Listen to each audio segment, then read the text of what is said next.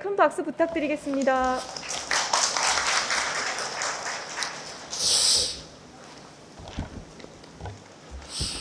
네, 여러분 고생 많으셨습니다. 진행을 도와드릴 중앙대 하상도입니다. 반갑습니다. 네, 6분 연사들께서 정성 들여서 준비해 주신 발표 잘 들었고요. 오늘 특수 의료용도 식품 발전 방향과 산업 동향이라는 주제로 세미나가 열리게 됐습니다. 한동안 저희를 지긋지긋하게 괴롭혔던 코로나 때문에 약 3년 만에 대면으로 진행되는 행사인 것 같습니다. 참으로 반갑고요.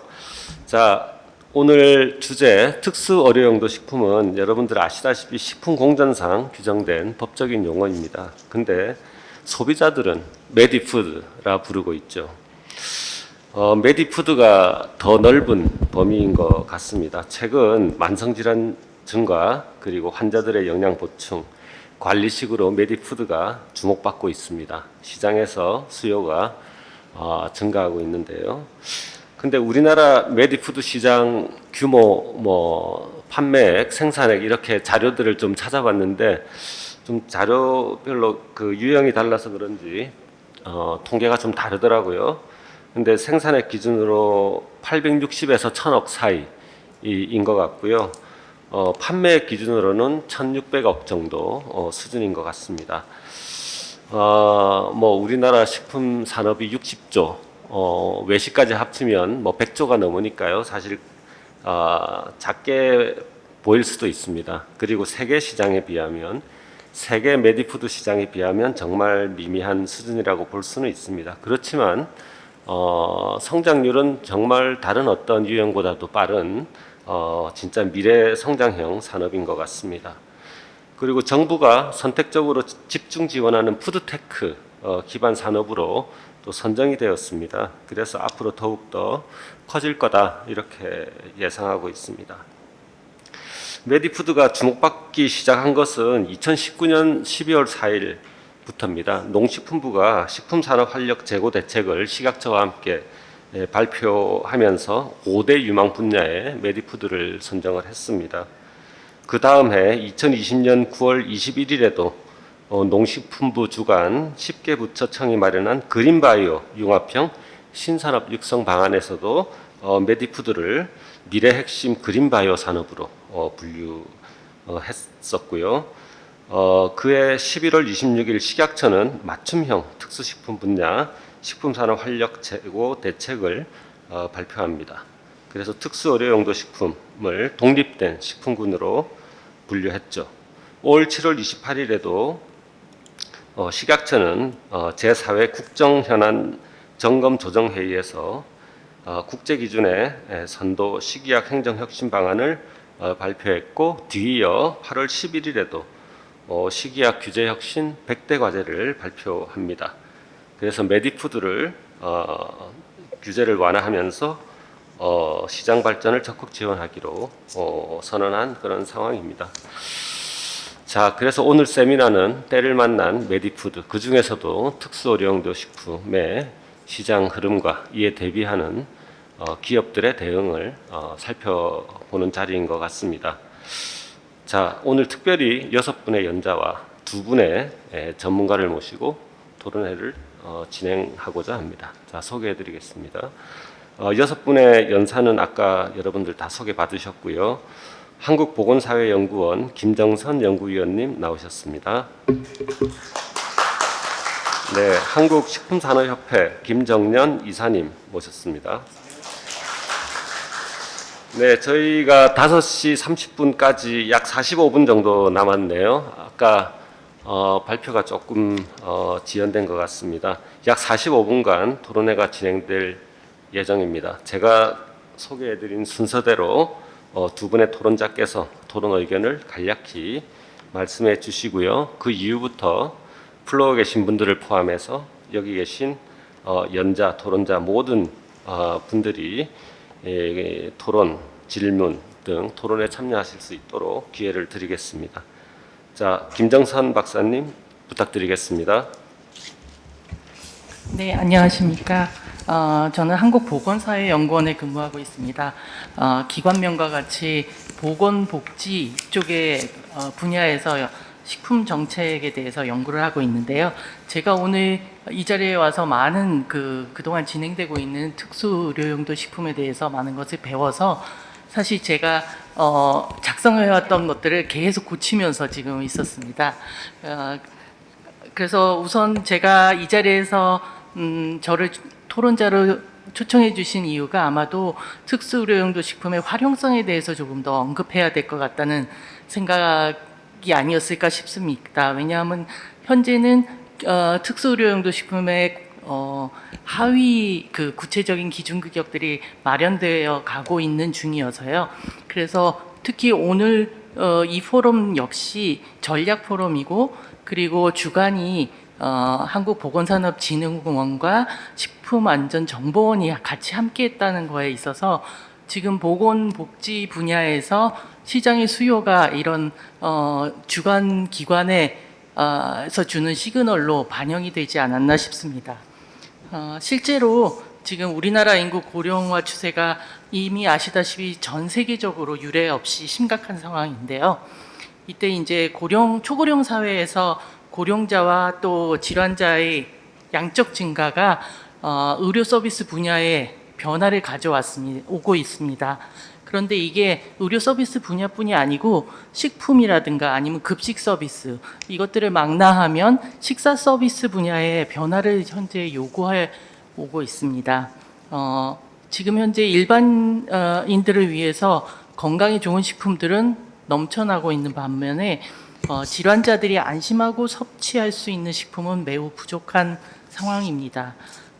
이로 인해서 의료복지 서비스, 그러니까 보건복지 서비스의 대상자들이 대부분 나이 들고 병드신 분들인데, 이때 이제 충분한 의약품은 제공되고 있는 반면에 적절한 식사 서비스는 아직 불충분한 상태입니다. 그래서 현장에서는 사실 저희가 한 일주일 전에도 제가 의료급여라는 것이 있습니다. 그래서 보통 이제 기초생활수급자라든가 일정 경제적 취약의 계층을 위해서 의료 비용을 전체 제공해주는 그런 서비스인데, 거기서는 식사도 역시 제가 해서 재택에서 의료 서비스를 받지만 식사도 역시 무료로, 그러니까 정부에서 제공해주고 있습니다.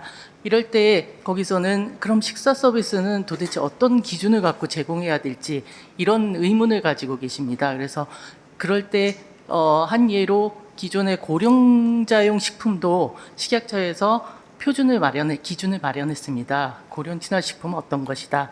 그런 것처럼 이런 특수 의료용도 식품에 대한 이런 표준 기준이 이렇게 구체적으로 마련된다는 점이 상당히 유용하고, 이것이 좀 더 폭넓게 지금 만들어지고 있다는 것이 고무적인 상황입니다. 그래서 오늘 제가 배운 이런 구체적인 기준들을 제가 의료급여를 서비스를 시행하는 분들께도 전달할 수 있는 그런 기회가 돼서 굉장히 저한테도 유익한 그런 토론의 장이었습니다. 그래서 현재 지금 의료 서비스 분야에서 의학적 판단으로 지금 제공되는 조제식이나 정맥 영양제 외에도 특수 의료용도 식품은 좀 더 폭넓게 제공될 필요가 있습니다. 그동안 약사법에 근거해서 환자용 식품 그리고 특수 의료용도 식품이 굉장히 혼재돼서 지금 활용되고 있었는데요. 이번 제도 변화에 따라서 사실 현재 건강보험 수가가 적용되는 그런 식품과 함께 일반 소비자들이 구매해서 일상생활의 삼시세끼에도 섭취할 수 있는 특수용도 식품이 이렇게 다양화되고 폭넓어졌다는 것이 굉장히 바람직한 방향이라고 생각이 됩니다. 그래서 현재 지금 식약처의 기준규격 안전관리를 통해서 특수의료용도 식품의 선택의 폭이 굉장히 넓어져서 이로 인해서 지금도 좀 증가한 코로나 이후에 증가한 그런 시장 성장세가 더욱 이제 기대가 되는 바입니다. 그리고 최근 들어서 저도 그렇지만 부모님을 위해서 뭐 온라인이나 아니면 홈쇼핑이나 아니면 소셜 커머스를 통해서 소비자들이 이제 특용식품이라고 제가 줄여서 말씀드리겠습니다. 특용식품을 직접 구매하거나 아니면 선물을 하거나 뭐 이런 경우가 많은데요. 이런 경우가 앞으로도 증가할 텐데 특히 고령자들이 이런 트렌드가 있습니다. 요즘은 특용식품을 식사 대체용뿐 아니라 보조식으로 섭취하는 그런 트렌드가 거의 형성이 되고 있다고 볼 수 있을 것 같습니다. 근데 이런 트렌드가 앞으로 이제 경제 자립도가 높은 베이비 부머 세대들한테는 더욱 이제 영향을 미치게 될 거고요. 베이비 부머 세대들이 상당히 구매력이 강하게 이런 부분을 이제 부분에서 특히나 이제 지금 새롭게 식단형으로 식사 관리 식품을 기준 규격화하고 계신 식약처에서 지금 이 식품 유형이 상당히 큰 역할을 앞으로 할 것으로 기대를 하고 있습니다. 이게 뭐 양적 성장뿐 아니라 품질도 향상되어야 하는데 사실 아직까지 특용식품에 대한 인지도가 그렇게 높지는 않았습니다. 최근 들어서 상당히 높아진 거고요. 그리고 특히나 보건복지부나 농식품부에서 같은 관계부처에서 같이 활용할 수 있게끔 협업을 좀 할 필요가 있는데, 협업이라는 것이 기존에는 기준규격이 만들어지면 그대로 그냥 접목이 됐는데 아직은 지금 기준규격을 마련하고 계신 단계에 있는 그런 유형들도 있으니까 이때 이런 판매나 표시 뭐 이런 부분은 기준규격 마련 시부터 같이 보건의료 전문가 아니면 복지 전문가들과 함께 좀 참여할 수 있는 기회가 있었으면 하는 바람이 있습니다. 그래서 이제 제가 의료복지나 아니면 기타 요즘 커뮤니티 케어해서 재택에서 의료 서비스나 복지 서비스를 받는 분들이 상당히 많아지고 있는데요. 이들에게도 빠른 시일 내에 이런 특용식품을 좀 활용할 수 있는 그런 혜택이 올 수 있었으면 하는 바람입니다. 그래서 앞으로 이제 마지막 발표자이신 이미숙 교수님께서도 뭐 컨설팅과 가이드라인 제공도 말씀하셨지만 소비자들이 아직 정확히 이해를 하고 있지 못한 이 특용식품에 대해서 홍보가 굉장히 필요합니다. 그래서 그런 부분도 식약처가 기준규격 마련과 함께 해주시면 좋겠고, 그리고 이런 중소기업뿐 아니라 새로운 소재들이 같이 가미될 수 있도록 이런 지속적으로 연구 개발을 하는데도 중요한 시기일 것 같습니다. 그래서 지금 초고령 사회 대비해서 모든 관계부처들이 총력을 기울이고 있는데요. 이때 식약처의 역할이 상당히 큰 기대해 볼 만한 역할이 아닐까 싶습니다. 그래서 뭐 고령 친화 식품에 대한 기준 규격을 마련했듯이 특용 식품에 대한 특수 의료용도 식품에 대한 기준 규격 마련에 좀 주력을 해주시고, 그리고 뭐 앞으로 의료용도 식품에 대해서 법률 마련도 있겠지만 그 안에서 지금 현재는 굉장히 사실 급식에 가까운 식단형 식사관리 식품에 대해서 부정적인 분들도 많이 있습니다. 그래서 그 부분에 대해서도 보험습과 적용이 되지 않더라도 의료용도 식품과 같은 수준으로 관리가 될 수 있도록 안전관리에 주력을 해주시면 감사하겠습니다. 네, 이상입니다. 네, 김정선 박사님 좋은 의견 많이 개진해 주셨습니다. 우선 메디푸드 시장을 앞으로 크게 성장할 것이다 이렇게 예상을 하고 계시는데요. 안 그래도 우리나라가 2018년에 고령 사회로 진입했습니다. 65세 인구가 14%가 됐다는 얘기죠. 그리고 2026년에 초고령 사회로 진입할 것으로 예상이 되고 있는데요. 초고령 사회는 65세 이상이 20% 인구를 차지하는 정도입니다. 그래서 이제 전 세계에서 가장 빠르기 때문에 이제 메디푸드 시장이 커질 수밖에 없다 이런 말씀이 있었고요. 대신에 오늘 토론에서도 좀 나올 것 같은데 쟁점이 있습니다. 의료용 식품법이라는 게 있습니다. 그래서 이 특수 의료용도 식품 시장이 커지는 건 좋고요. 근데 이제 가격이 계속 올라가기 때문에 건강보험으로 좀 지원을 받으면 어떤가 하는 이제 그런 소비자들도 많은 것 같습니다. 네, 그렇게 되면 이제 좋은 점도 있고요. 이제 좀 가격이 싸질 수 있으니까요. 대신에 좀 불편함도 있습니다.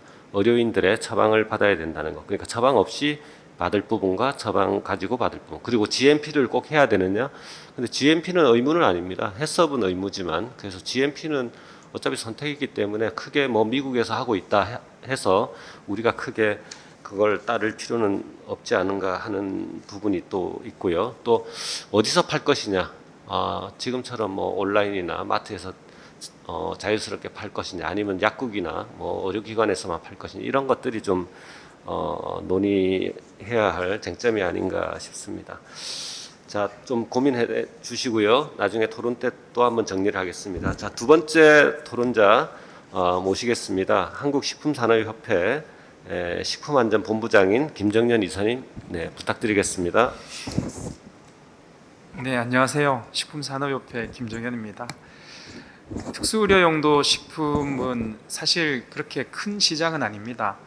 큰 시장은 아니지만 정말 그 사회적 약자에 대한 어떤 기업의 소명 같은 사업입니다. 그래서 지금 크게는 저희 이제 그 대상이라든가 정식품에서 또 아까 그 대상 소장님이 아주 감명 깊게 또 메일유업에 대해서도 또 말씀을 해주시고 이렇게 사회적 소명을 다하는 품목군입니다. 근데 현재 아까 좀 전에 이제 교수님도 말씀하셨지만 일부 이제 챌린지가 이렇게 사업에 대한 챌린지들이 좀 있어서 여러 이제 그 업계에서 현재 고민 중에 있습니다. 사회 경제적으로 또 인구학적으로 또 간편식 수요가 현재 굉장히 증가했습니다. 매년 한 20%에서 30% 정도로 시장이 커지고 있습니다. 우리나라의 특수의료용도 식품의 시장 규모도 그 데이터가 일부 차이들이 있습니다. 우리가 식품도 그렇고 그 농림부의 데이터들도 보면 이게 유형이 변할 때나 또 조사하는 기간에 따라서 자료들이 다 차이가 있습니다. 그래서 빅데이터를 이용을 해서 저희가 하기가 좀 어려운 상황에 있습니다. 장기적으로는 이 그 데이터 관리도 좀 중요할 것 같습니다. 환자식품과 신설된 특수의료 용도 식품이 국내 판매액으로 대략적으로 한 1,600억 정도 된다고 봅니다.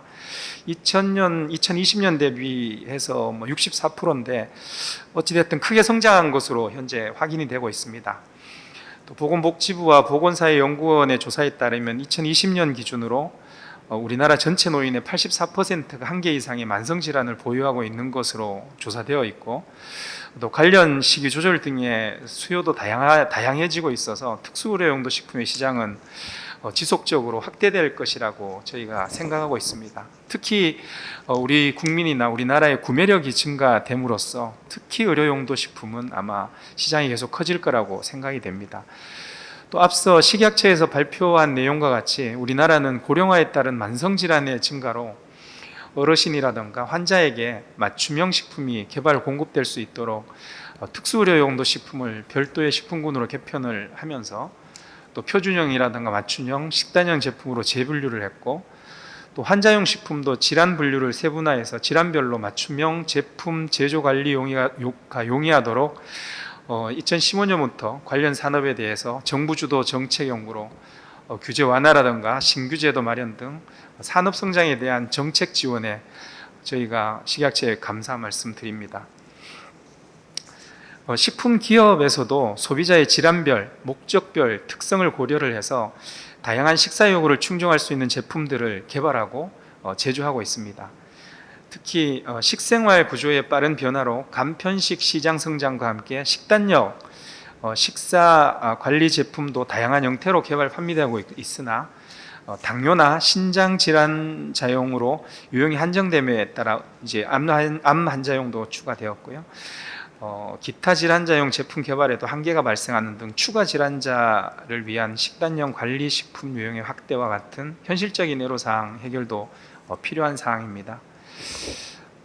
좌장도 말씀했지만 최근 특수의료용도 식품 산업 성장에 따라서 국회에서 체계적 관리를 위해서 의료용 식품에 관한 법률 제정안이 발의가 되었습니다. 식약처에서는 식품의 기준 규격에 한정되지 않는 다양한 제품 개발 촉진을 위해서 수정안도 검토하고 있는 걸로 알고 있습니다. 산업 활성화를 위해 다양한 제품이 개발될 수 있는 제도적 기반을 마련하고자 하는 취지와 필요성에는 공감합니다. 하지만 산업 활성화를 위한 신규 법규의 마련은 신중한 검토가 필요할 것입니다. 지난 발표에서도 산업계의 발표에서도 마찬가지지만 굉장히 혼란스러운 상황이 생길 수도 있습니다.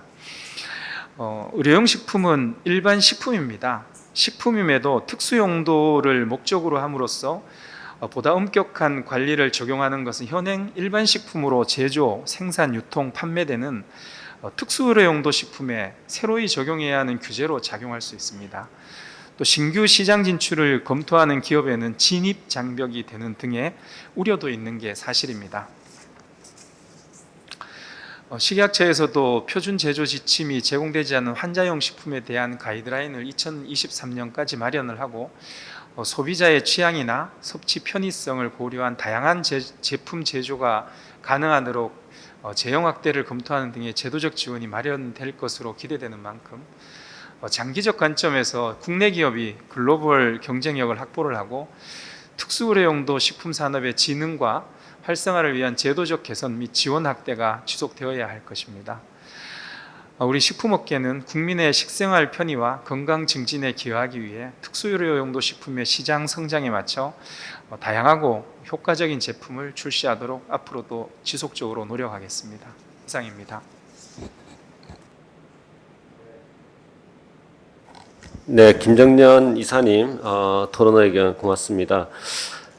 아무래도 산업계에서는 산업 성장에 동력이 좀 필요한데 이제 의료용 식품법이라든지 이런 것이 또 규제로 작용하지는 않을까 좀 걱정스러운 그런 부분도 있는 것 같습니다. 뭐 소비자는 어떻든 가성비 좋게 좋은 제품을 간편하게 구매하면 좋겠죠. 그래서 산업계와 소비자 또 의료인 이렇게 지금 이해가 좀 걸려 있는 그런 부분이 있는 것 같습니다. 자, 두 분의 토론 의견을 들었고요. 지금부터는 이제 질문과 코멘트 시간인데요. 네, 플로우에서 질문이나 코멘트 있으신 분은 본인의 소속과 성함을 좀 말씀해 주시고 질문해 주시면 되겠습니다. 네. 예, 저는 가이아 농업회사법인의 김동환 대표입니다.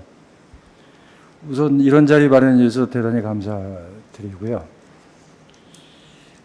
메디푸드의 정의가 질병에 좋은 식품으로 정의가 되는 것 같습니다. 그런데 이제 제가 코멘트하고 싶은 거는 이 질병을 유발시키지 않는 식품, 그러니까 즉 저당, 저염, 저칼로리 이 식품에 대한 거에 대해서는 좀 언급이 없으셔서 그거에 대해서 좀 어떤가라는 의견이 좀 제가 듣고 싶고요. 또 하나가 자 그렇다면 메디푸드를 그냥 기존 규격으로만 갈 거냐, 아니면 인증으로 갈 거냐, 허가로 갈 거냐, 뭐 시설로 갈 거냐라는 거에 대해서 좀 그거에 대해서 두 가지가 좀 궁금해서 말씀드렸습니다. 고맙습니다. 네, 질문 고맙습니다. 메디푸드는 사실 법적인 용어는 아닙니다. 그래서 메디푸드라는 것은 좀 주관적인 부분이 있습니다. 그래서 받아들이는 분에 따라서 아까 코멘트 주신 그런 부분도 메디푸드라고 볼 수도 있지만 이제 법적으로 관리하는 부분은 클리어해야 됩니다. 그래서 아마 특수의료용도 식품이라는 그런 유형만 아마 법적으로 관리하는 것 같고요. 이제 그 부분이 넓어지거나 새로운 유형이 생기거나 이제 코멘트 주신 부분이 포함되거나 이제 하는 부분은 앞으로 개선될 여지는 있다고 생각이 듭니다. 그래서 우리 식품 기준과 윤상현 연구관님이 이제 그런 부분을 담당하고 계시니까요. 답을 좀 자세히 좀 해드리도록 하겠습니다. 네. 네, 일단 여기 메디푸드법 관련 부서에서 참석을 안 해서 좀 안타깝게 생각하고 저도 이제 직접 관련 부서가 아니라 제가 구체적인 답변을 드리기는 어려울 것 같고요. 다만 지금 현재 식품위생법 하에서의 특수의료용도 식품은 우선은 일반 식품이면서 일상식으로 식사를 할 수 없으신 분들이 식사를 간편하게 할 수 있도록 그런 목적을 가지고 제조된 식품으로 우선은 지금 한정되어 있다. 그리고 물론 이제 여러 식품 중에 건강에 좋은 식품들이 많이 있잖아요. 그런 식품들이 다 이제 메디푸드로 허용이 되는 경우에 실제로 아까도 잠깐 말씀드렸지만 이 특수요리용도 식품 시장이 지금 1,000억을 얘기하는데 작년에 크릴류 시장이 1,000억입니다. 그래서 실제로 우리나라 사람들은 건강에 좋다 그러면 굉장히 좀 이렇게 좀 거기 이렇게 좀 왜곡되는 그런 좀 경향이 있어서 실제로 이런 메디푸드라는 용어도 좀 상당히 조심스럽고 그래서 이런 제품들이 그러니까 질병명을 표시하고 판매되는 제품이기 때문에 소비자들이 그런 것들을 혹시 좀 잘못된 생각을 가지고 선택하지 않도록 우선은 특수요리용도 식품의 범위는 현재 범위에서 더 확대할 생각은 지금 현재 기준가 차원에서는 없고 만약에 이제 그 메디푸드법이나 별도의 이제 관리 체계를 고민을 한다면 그쪽에서는 특수의료용도 식품 외에 좀 질병이나 건강과 관련된 좀 다른 어떤 범위의 식품을 포함할지 여부는 그쪽에서 좀 검토가 가능하지 않을까 그렇게 좀 생각을 합니다. 그리고 인증도 뭐 이제 기준을 담당하고는 제가 답변할 수 있는 부분은 아니긴 한데 아마 인증은 아마 그 메디푸드법 안에서 그런 것도 고민은 할 수 있지 않을까 생각을 합니다. 근데 그게 실질적으로 업체에 도움이 되는 사항인지 아니면 괜히 또 이제 업체 발목을 잡을 수 있는 사항인지는 좀 신중한 검토가 필요할 것 같습니다. 네, 답변이 됐습니까? 네, 아마 메디푸드는 제가 생각하기에 법적인 용어가 되지는 않을 것 같습니다. 어려울 것 같습니다. 그렇지만 오늘 자료 6페이지에 보시면 윤상현 연구관님께서 정리를 그림으로 도식화해서 잘 정리해 놨어요. 거기 보시면 메디푸드는 특수의료용도 식품을 포함해서 건강보조식품, 영양제 뭐 등등이 이제 포함될 수 있고요.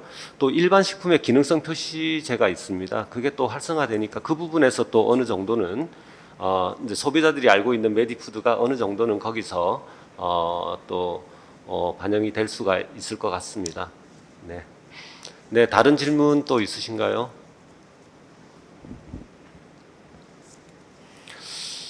네, 네, 네.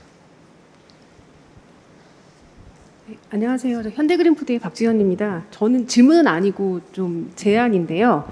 지금 그 표준형 영양조제 식품에 연화곤란자용 그런 내용도 있고, 그다음에 아까 이민숙 교수님께서 말씀하신 것 중에 향후에 노인 관련된 고령자 식단도 필요하다고 말씀하셨는데, 현재 고령치나 식품 관련된 것은 이 특수의료용품에 들어가지 않고 별도로 법 규정이 돼 있습니다. 근데 그 해당 내용이 대부분 경도 조절을 기본으로 하고 있기 때문에 정상인이 아니라 그러니까 저작이 곤란한 노인을 대상으로 하고 있기 때문에 어떤 면에서는 이 내용이 이 특수일용도 식품으로 약간 들어야 되지 않나라는 생각도 있는데 향후에 그 부분도 좀 고려해 주셨으면 좋겠습니다. 네, 그 부분은 저희도 고민을 했던 부분이고, 근데 그 부분은 많은 이견들이 있습니다. 그러니까 고령이 질환이냐라는 부분을 먼저 좀 저희는 많이 고민을 했거든요. 그래서 지금 특수 영양식품 쪽에 보면 이제 임산부용 식품도 있고 비만자용 식품도 있고 그런 제품들이 있는데 실제로 임상적으로 일반인과 다른 상태인 거는 마찬가지거든요. 하지만 그것을 임신을 우리가 질병으로 보지 않고 뭐 그렇듯이 이제 고령자가 어떤 고령자에 적절하게 뭔가 좀 다른 부분은 있긴 한데 그걸 이제 우리가 질환으로 이제 표현하기에는 좀 부적절한 부분도 있어서 우선은 그 특수 영양식품 쪽으로 분류가 되어 있는데 뭐 그런 것이 만약에 특수 의료용도 식품 쪽으로 분류되는 게 적절하다고 생각하면 조제 분유만 남겨놓고 나머지 식품들은 특수 의료용도 식품 쪽으로 분류돼도 크게 문제는 없을 것 같긴 합니다. 근데 그거는 저희가 뭐 단독적으로 판단할 문제는 아니고 이제 전반적인 의견이 그렇다면 뭐 분류의 문제는 크게 뭐 어려운 문제가 아니라 그런 것들을 한번 검토해 볼 가능성은 있다고 생각을 합니다. 네. 네, 식약처가 생각보다 유연합니다. 그리고 식품의 유형은 생물이라 지금까지 뭐 식품위생법이 만들어지면서 계속 변화되어 왔고 앞으로도 계속 바뀔 거라 시장의 니즈와 또 신제품 개발 뭐 이런 거에 따라서 계속 바뀔 수 있다고 생각이 듭니다. 그리고 지금도 사실 이제 식품을 개발하실 때 여러 가지 유형이 있지만 뭐 여러 가지 유형에 걸릴 수가 있습니다.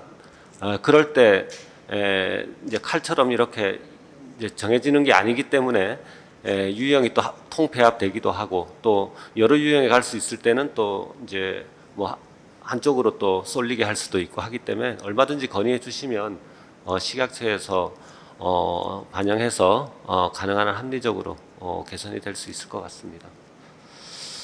자, 또 질문이나 코멘트 있으신가요? 네, 부탁드립니다.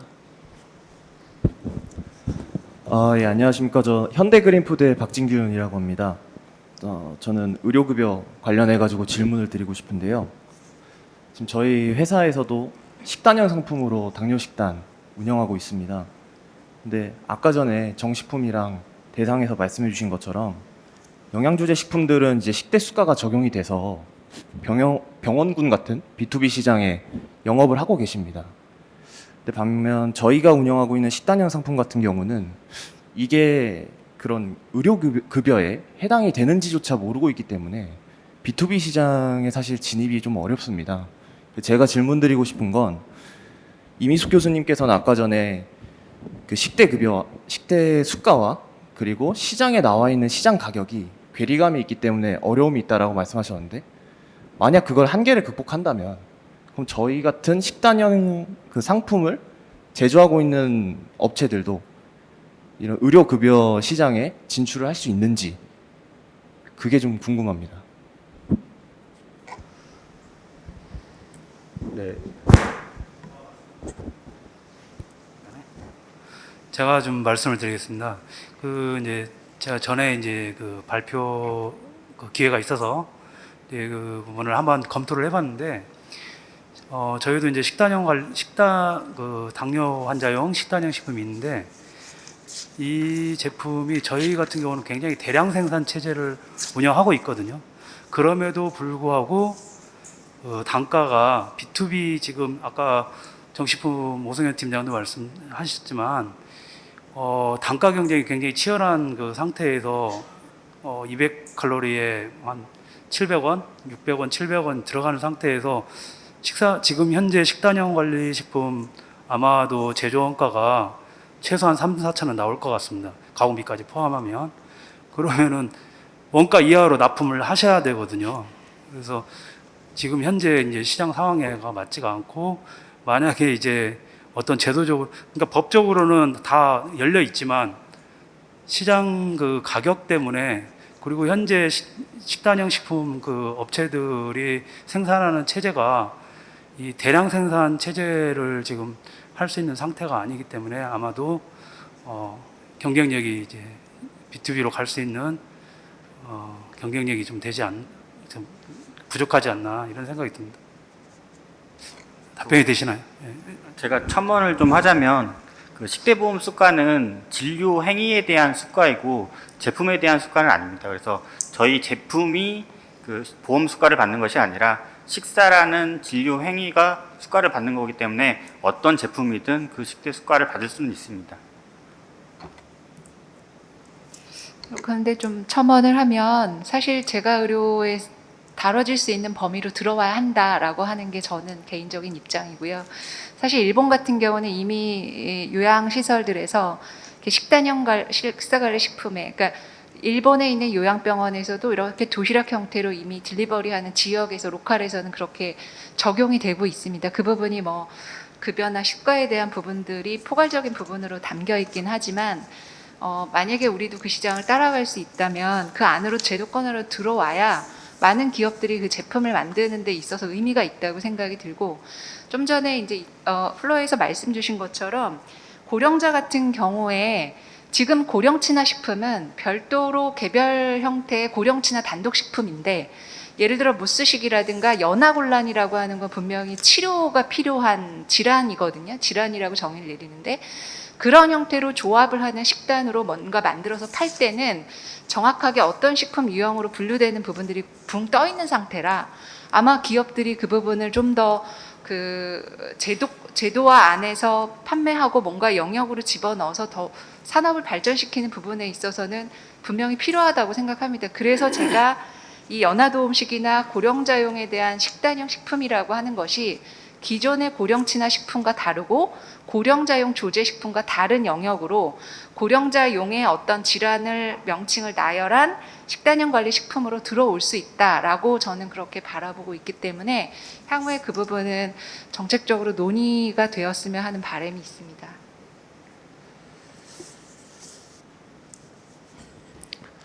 네, 네 질문에 대한 답이 되셨나요? 네. 네, 이 특수 의료용도 식품은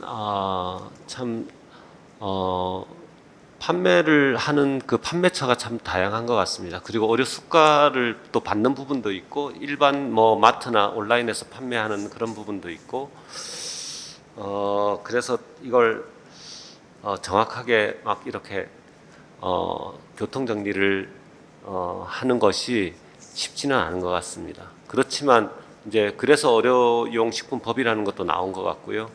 그 법에서 또 다룰 부분 그리고 일반 식품으로 식품위생법에서 다룰 부분 또 이렇게 나눠야 되고 하기 때문에 좀 아마 이 세미나를 계기로 지금 식약처에서 고민을 많이 하고 있는 것 같고요. 연구 용역 사업도 하고 있는 것 같습니다. 아마 좋은 방안이 나오지 않을까 이렇게 여러분들이 많이 건의를 해주시고 제안을 해주셔야 좋은 방향으로 갈 수 있을 것 같습니다. 자, 계속 코멘트와 질문 받도록 하겠습니다.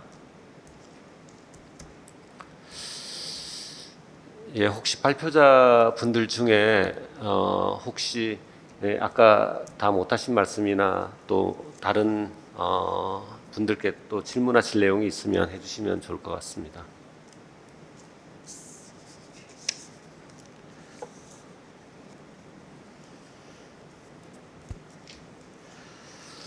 네, 건강일 연구관님 어떠신가요? 건강기능, 영양기능연구과에서 지금 준비하시는 게 많을 것 같은데요.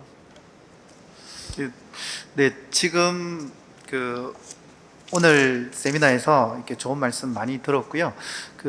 저희는 이제 정책적으로 어떻게 잘 제도가 정착되고 그리고 산업이 좀 활성화될 수 있는 다양한 가이드라인을 개발한다든지 기술 지원하는 연구 사업들을 지속적으로 발굴해서 앞으로도 계속적으로 할 계획이고요.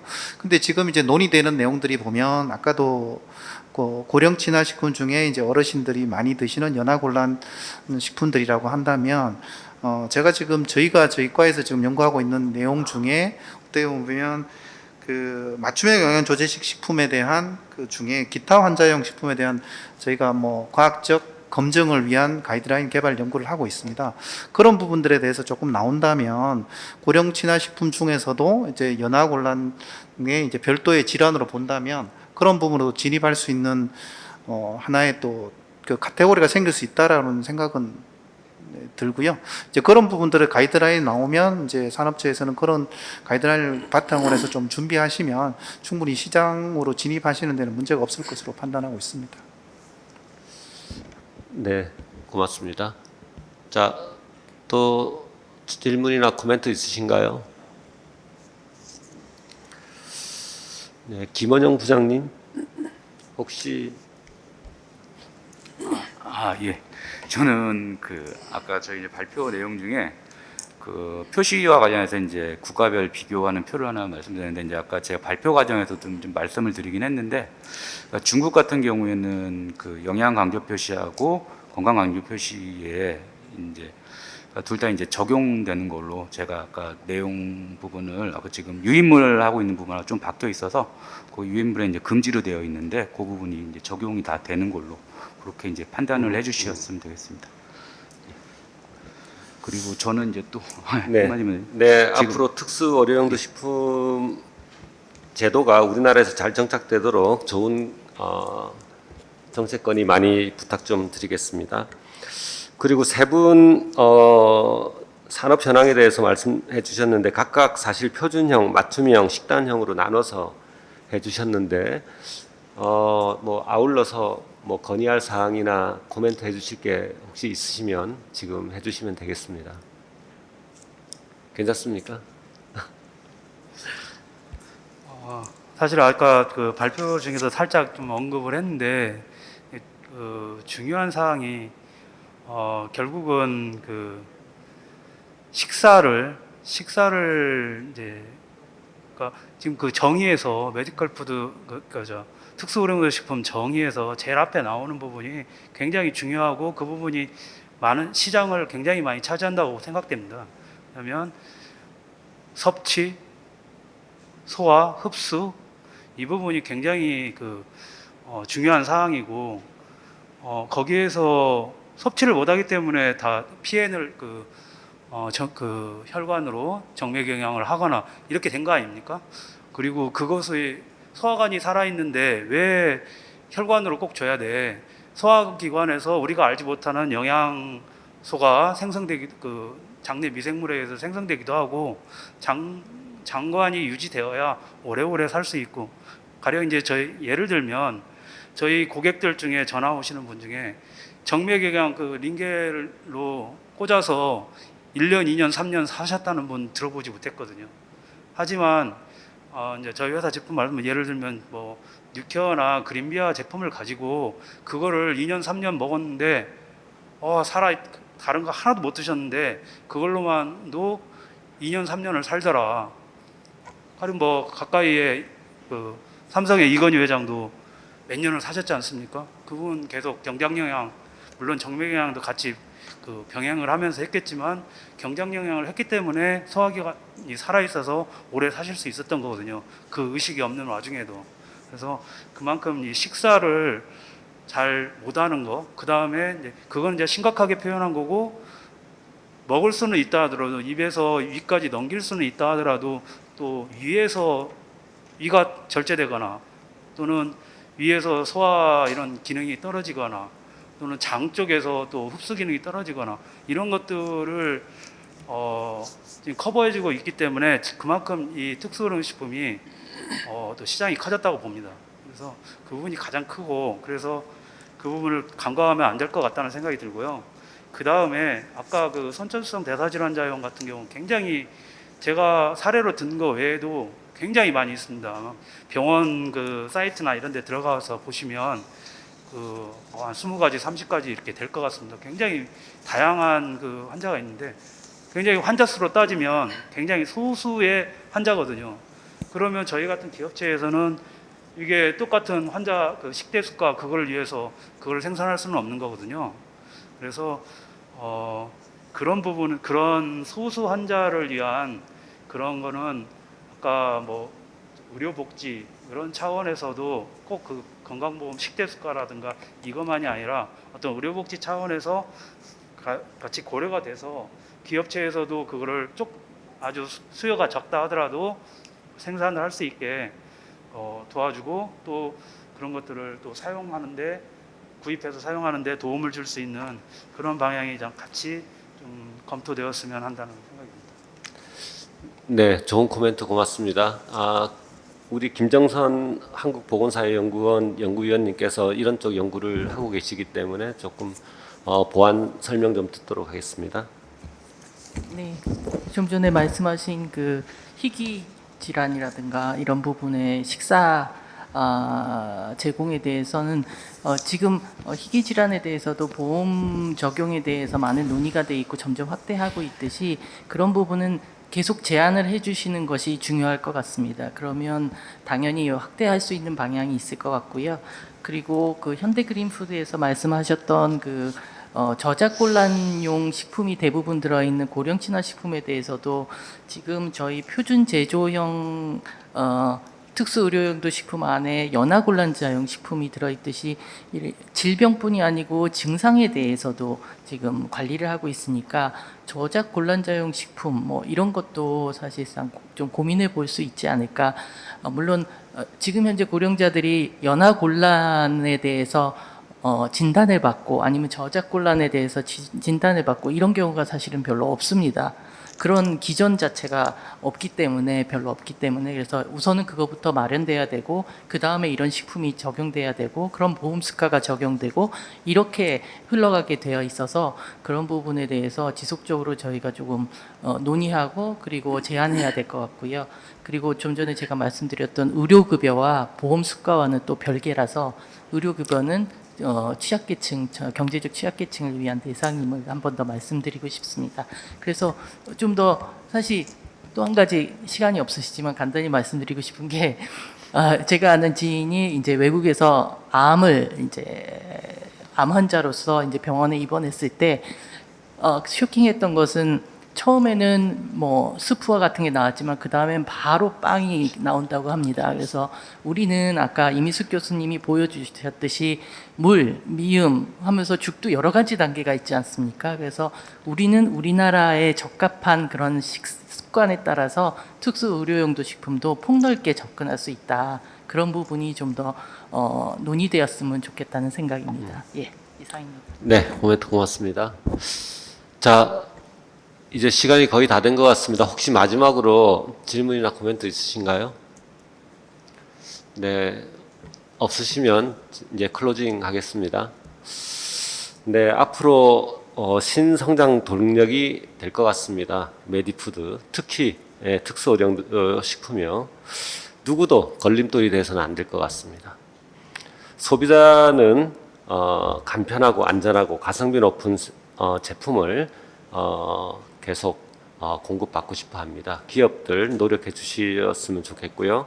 또 정부는 불필요한 규제는 과감하게 완화하되 국민의 생명과 안전에 직결된 것들은 과감히 규제로 브레이크를 또 걸어 주어야 합니다.